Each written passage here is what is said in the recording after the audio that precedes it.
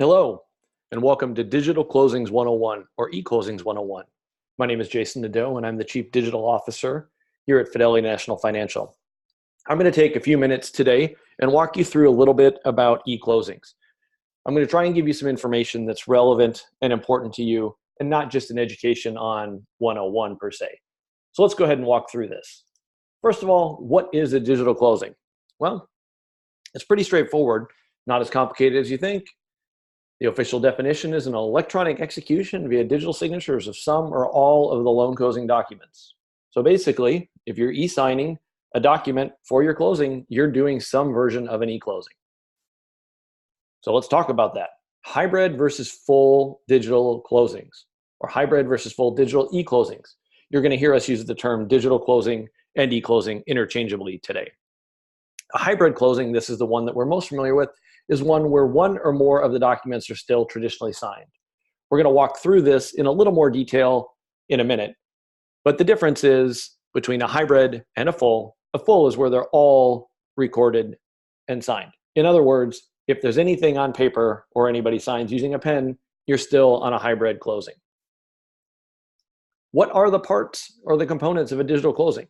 Well, pretty straightforward again. Some of them we know very well. There's an e-signature, so you're signing the document electronically. There's electronic notarization, which you may be doing in person while you're sitting there in front of the computer with the person that's signing the document, or you may be doing it remote using webcam type technology. There's an electronic note. For those of you that are really interested in e-notes, we're going to have a separate video to just talk about those, as well as a separate video about electronic notarization. And then, of course, there's e-recording, which is an old friend of ours and something we're all very familiar with.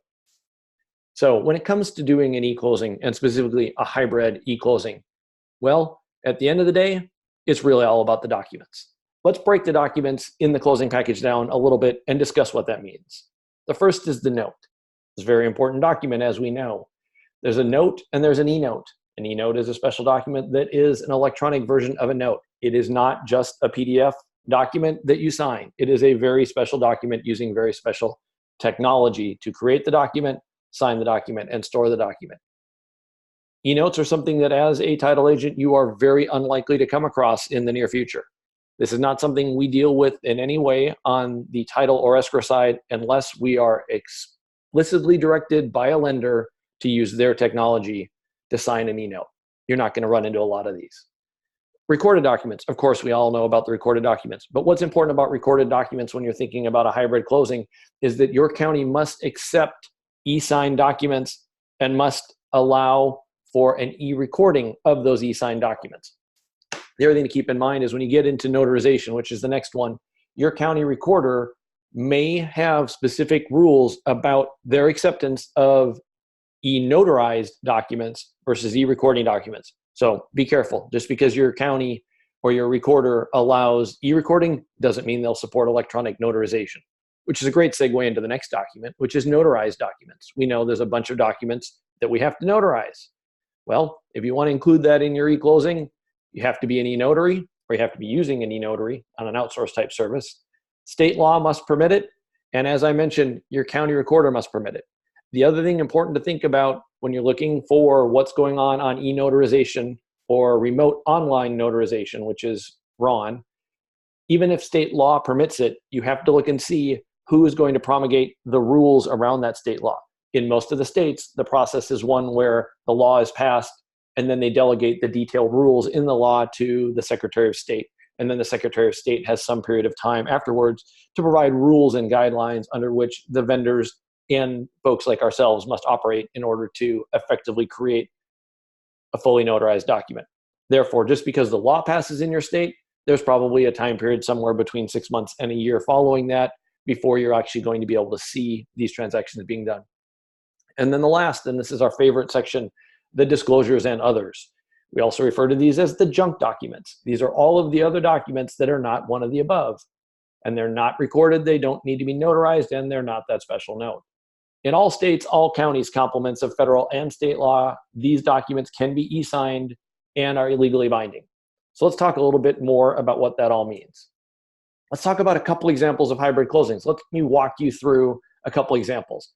What you've got here is A traditional example of what you would see as a hybrid closing. This is what we're seeing the most in the marketplace today. The note is still signed on paper, as you can see with the blue pen there. The notarized documents still notarized in a traditional manner. The documents that need to be recorded still signed with our blue pen. And the junk documents, the disclosure documents, the other documents are signed online. Sometimes those documents are signed online a day before, the morning of, from home or from a phone or from a computer, or sometimes they may come into your office and sign them at your desk with the closing agent. This is the most common hybrid closing. I've got kind of a mild to moderately unhappy smiley face on here because while this is a great step forward, as you can see, the consumer is still doing a great deal of work in the traditional manner, and we haven't dramatically improved the process for them. Let's move to the next scenario. In this scenario, you've still got a paper note, you still have a traditional notary, but perhaps you've been able to add some other documents to the list because you have a county that supports recording of documents that are e-signed. So you're going to add maybe 1 or 2 more documents to it. We're getting a little bit better as we go.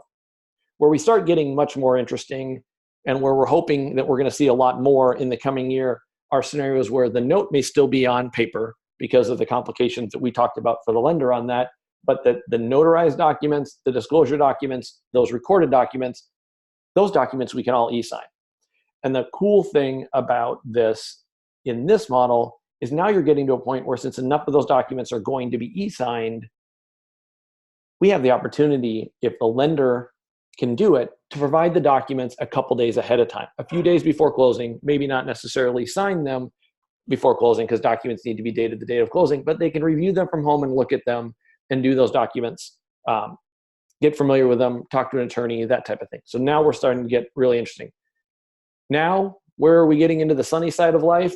Well, let's talk about seller closings. That's where I think there's some bang for the buck for you all out there. There's no note involved, obviously. If you're in an area where you've got a seller side deal or cash deal, and an e-notary is permitted, whether it's remote or electronic, and you're in an e-recording county, you're going to be looking at scenarios where, since there is no note in there, the notarized documents, if you're in a RON state, you can do it via RON. The disclosures and other documents can be e-signed, and the recorded documents can be e-signed. Now you've got to the point where that seller is able to do a fully paperless closing remotely. This is pretty powerful, and I think a great area for us to focus on in industry. How common are hybrid closings? I already mentioned this a little bit. They're getting more common. They're getting much more common, but they are still a very small percentage of what we're seeing. And when I say much more common, we may be seeing them an increase of, say, 5% of closings going to, say, 10% of closings, which is a significant increase. We still have not reached a tipping point where the majority of closings are going hybrid or going digital signatures, as I'm sure you all know and appreciate. Little piece of data for you. How common are the full e-mortgages, right? This is the thing I talked about really back in that very first slide. To give you an idea, the e-registry for MERS, which is where e-mortgages are registered, went live in June 2004, which is when we first started talking about doing e-mortgages. All of last year, we registered 17,000 notes. And in the first quarter of last year, we registered 375 notes. Q1 of this year, 19,000. Why is that important? Well, we registered more e-notes in the first quarter of this year than we did all of last year. That's pretty exciting. That's some serious growth. Now, to tamp that down just a little, if you look at the fact that we had 1.35 approximately, between 1.3 and 1.4 million loans originated, or closed, if you will, in Q1 of 2019, and 19,000 of those were e-notes, we're talking 1.4% of all the loans had an e-note. So we've got a long ways to go. Last thing, real quick, remember, very important, before you try and do any of these transactions, make sure you have the lender's permission if you're dealing with the borrower. This is very important. Lenders have very specific rules about what documents they may or may not be comfortable with you digitally signing and e-closing. So talk to your customers always. Thank you for watching.